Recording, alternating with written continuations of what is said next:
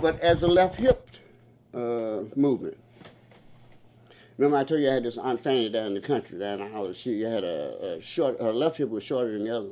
When I get to Kinshasa, and this fellow who's from Ghana, we sit next to each other on a plane riding to Zaire. And at evening, which is dinner at the, what is that called? Mignon or something like that hotel. So it's the best hotel in town. Anyway, he asked me if I'd like to go out and hear some music that night. I said, yeah. This is in Kinshasa? Yeah. My first or second, I think. First night, second night there. One of them.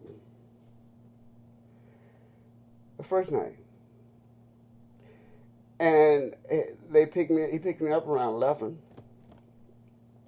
But the music don't start until 12. When we get to this place, there's a woman, you thought it was my Aunt Fanny's twin, with the same left hip problem.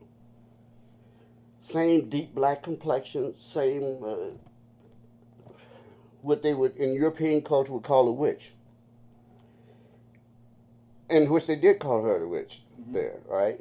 Now, you have to imagine, here's a place, we're in a compound enclosed in these cinder block walls, about the size of maybe a 3-house lot enclosure, high walls so the music goes straight up, because you got people sleeping outside. And 12 o'clock the music started. I'm not aware of it, and I told you this.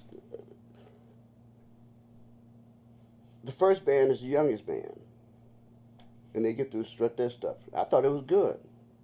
In fact, I thought it was very good. And I'm about to move, and she's letting me know, no, you don't respond to this music here.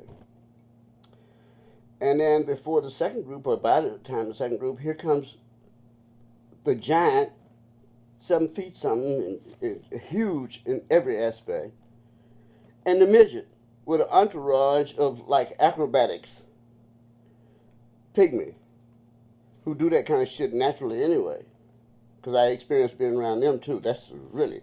I spent all day with the pygmies, a whole Sunday, them going through their whole music, sweeping rituals with the brooms and shit, and they jumping over that shit back. Well, if they start the stuff off around, and of course they all smoking. I mean, it's not against the law, you know. You talking about people start doing something, dancing and getting into their shit, at least fixing on their shit around 11. Before 11 in the morning, they're getting into it around 2, but they're really getting into it around 4, between 4 and 6 in the evening, when the whole body and mind and spirit has solidified to a point where it's no longer consciousness. 4 and 6 in the evening or the morning? In the evening. So he took you there at... Oh, I go, no, midday? wait, I'm sorry, I get confused. What I was talking about at first was the fellow who was on the plane next to me. Okay. What I'm talking about now is what I met through. Check how small this world is. When I first started coming back down here, the woman who was running the African part of the Dallas Museum, Ramona Austin, I met Ramona. Her driver valet became my driver valet while I was in Zaire because she had come down with malaria. He took me out to her house. I met her there. We talked for a little bit. We didn't shake hands or get close to kiss. No, she was sick. She told me she was from Detroit. She was there studying, doing music research back in the woods somewhere, and she'd been there for some while before I got there. I meet the same lady here in the Metroplex, right? She tells him to take me to see this fellow who was born and raised in Nashville, Tennessee, or Nashville or Memphis, one of those places in Tennessee. And his parents were Catholic, so being Catholicism in those days, back in the 50s, was as bad as being, almost as bad as being Jewish in the South, and not quite as bad as being black. But it was a problem. So they sent him to Zaire at 14 to study in the Dutch missionary there for boys. He never comes back. He stays over there. I think he did tell me he came back once or something. But he had this. He had another compound. This is another day. I'm talking about when I saw the gypsy thing. That was totally The gypsy thing or the pygmy thing. I'm sorry. This was a whole nother thing. So if I told you also about them taking me way out into the jungle to hear Secret Drum Society, these are a whole different thing. This is the first night I get there. They take me where this. Now here's come this big old giant, right? And the midget and these people turning flips and shit like I saw in Dallas when I was in the Boy Scout, when we'd be standing in line. Some of these kids, fellas, they were so attuned they could just stand there and flip over and shit, and it just blew my mind, you know, because I was one of the fastest runners here in Fort Worth, but I ain't never seen the shit like that. Well, I'm seeing this shit over there, right? So I'm saying, and then they started the second band, which started around 2. But the witch doctor said, we drinking beer, and I said, it was in the table. I said, nah, you know, I guess that. And the giant goes up and makes this announcement, and he even calls, you know, says my name. Here's Ronald Shannon Jackson, the drummer. So I don't even know how they got all this information. I guess they had to get it from the dude who arranged to bring me there, right? And it was with such openness, with such no animosity, no envy. It was just welcome, you know? And then the third band started, and golly, I had to understand what she was talking about then. I mean, this shit just hit the fan. It wasn't even about playing an instrument. This was going to another zone, period. You know, the instrument was a device to get there. What instruments were they? Guitar, bass, drums, singers, saxophone players, accordions. Where the Dutch were in Germany, down in the Congo. Okay? You could listen to music like, what's the name? It would tell you, give you more idea of the music I'm talking about. What's his name? I have some of his cassettes. Because everywhere I went, I got music, of course. I got music. I mean, when I'm in Zaire, the next day, during the period I'm there, the course time I'm there, I get taken out to the university that, what was his name? Mumbo or whatever his name was, had closed down. I don't know how long before I got there, maybe a year, maybe 3 months before I got there, because Mugambi. No, not Mugambi, Mbuto. Now remember now, I wasn't aware when I was there, I wasn't even thinking about the fact that Ali and them had been there too. But he had closed down the university because they had thrown tomatoes at the French ambassador. And there was a fellow there named in charge of the whole, and they had piles of shit from named Benoit from Belgium. He was categorizing all the music, placing all the spears, all the cooking utensils, all the weave and knotted shit, all the canoes. Who was doing this? Benoit, a fellow named Benoit. He was from Belgium. Okay. And they were cataloging and buying up all this shit and confiscating all shit, sending it to Belgium. And that's what blew my mind. And that's when I was finding out about those, you know, that leopard's tooth I got? Yeah. At that time, they wanted $750 in the damn things. Because it was already clearly understood. Now, the fellow I'm telling you about, the black fellow who was there, who I went to the gypsy, was another. When I went to his place, what his business was, and the reason he was so well off, was that he knew the people way out in the jungle. He would go out there and have these masks and statues carved, and then they'd bury them in the ground for 2 years, and then they'd sell them to these people who would buy them to sell to tourists.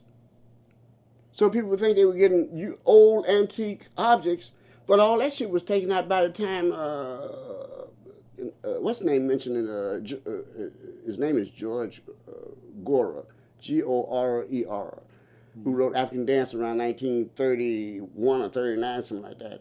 They already had taken a lot of this stuff. Even when they first took Picasso, after the thing in the late 1800s when they had the World Fair in Paris, Picasso states very clearly in his biography that when his friend took him to where, you know, everybody else could take their shit home, you know, like what you bring in, your drums and all that shit, but the Africans weren't. The French took all this shit and put it in a big warehouse. So Picasso is saying even approaching the warehouse before they opened the doors, before he even got in there, he knew that it was a life-changing situation for him. He could feel the heavy presence of spirits. Mm-hmm. You know, this is his own statement. So I'm just saying, yeah, these things happen, but you can't explain them in the European context, because if you try to explain in the European context, you got to go to a cult. Same way as I was informed sometime long ago, if I wanted to read about history, you need to go to a cult book section of the bookstore, not the history section, not the philosophy section, because them motherfuckers bullshitting over there. You know, these motherfuckers confiscate that shit and run with it. It's who's got the most money and who's in charge. Just like my patron told me one time, he said, look here, history is written according to the will of the rich people. And he wasn't jiving. I thought he was, but he was not jiving. It took me a long time to understand what he really was saying. Mm-hmm. So when you asked me when you got to a while earlier talking about music, and I said you can't go. Even when I went there, you could see and hear these things that are not almost impossibly captured. It's like it's very hard to capture the true thing of what's going on in videos. Why?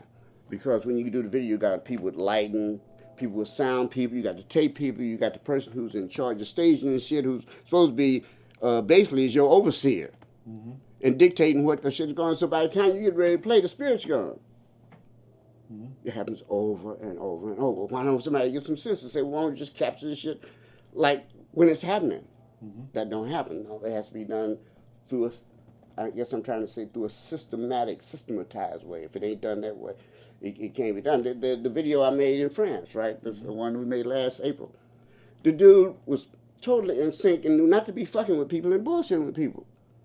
You know, and totally of the kind of spirit where, you know, I am not here to interfere. I just want to try to, and stayed out the way and capture this shit. Where you get over here, motherfuckers got to be talking about, oh, so-and-so, he's in charge of this, and this person in charge of that, and that person in charge of this, and that person in charge of that. And the person who's in charge ain't there. Mm-hmm. Well, here you in a situation where the person in charge is there trying to make it smooth out any rough or anything. When you're over here, then the person in charge ain't there, and you got to go up to that part of the ladder to the other part of the ladder, and nothing gets done. Mm-hmm. So I guess that's what I'm trying to say without putting it into words that you can put it into. Fair enough. Would you go ahead? I'm sorry. No. I was just going to say that the little patterns I was showing you there, those are basically turnarounds. How would you like me to understand what a turnaround is? Because why academia has such a hard time trying to teach something that's not the teachable? Exactly that. Well, in this case, I think of a turnaround as... I know what you think of a turnaround. Last two bars of a tune getting ready to go back to the top. I know what you think of a turnaround is. So, what do I need to understand the way you're using it? That ain't turnaround from that. It's turnaround from the rhythm. It's turnaround from the drum. What has happened, look at it. What has happened with the drums? We talked about this before. If you go to New York, what group is most trying to capture even your faculty? Y'all are playing Long King Betty. Whose music? Whose rhythmic sense is that?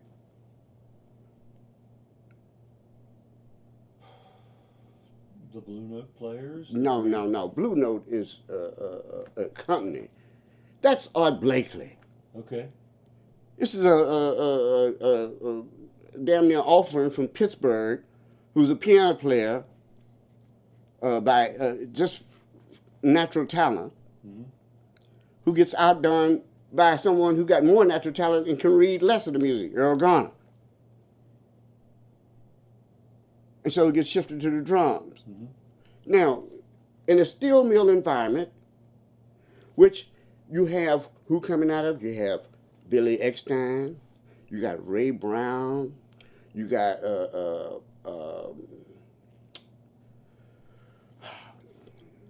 what's his name? George Benson. you have Stanley Turrentine, Tommy Turrentine, you have Lex Humphreys. That ain't nowhere near the list. Mm-hmm. You got Mickey Bass. You got now, what makes that environment so that it creates all these people? Where you got the Italians there and you got the Irish there, on buffering on the zone and get along with each other and exchanging shit. So you have a viable black community. It's still what's his name? Crawford's Lounge. Crawford's Grill is still there. Mm-hmm. That thing has been there since the late 30s. It's one of the oldest jazz joints in the country. You know? Well, these pockets, what happened? The environment and these people who can do these things. That music, well, I'm talking about mostly that you play, Long Came Betty. Yeah. Here Come Betty Carter, Long Came Betty Carter, written by Betty Golson. Mm-hmm. You know, who's another one of those kind of spirit. You know, I mean, that's Art Blakey. Okay. That sound that is trying to be gotten to. What's missing is the spirit, the environment, the time, and the need. That's a lot. That's what's missing. It's exactly what's missing. I was about to try to tell you last time, I said, you probably have no idea how many times. I don't. But I know it was a hell of a lot. Art Blakey drove across this country like a madman. With the band. In old hearses and anything else he could get hold to. Mm-hmm. Limousine, whatever he could get hold to. I mean, we talking about a rubber band and bubble gum shit, putting shit and keeping shit going. Well, naturally that's going to create that. I mean, that's life. Like he says in one of his videos, you know, when he's doing a seminar in England, he says, somebody asked him why he played why was he playing the way he played? Because he wanted to eat. There's a lot of drummers out there. I mean, I remember when I got to New York, they told me it was 10,000 now. I was ready to go home. Mm-hmm. You know, because I knew I wasn't prepared. Not on the academic level, because I had never thought about it. What they were talking about. I could play, so it didn't make no difference. What the hell are they talking about?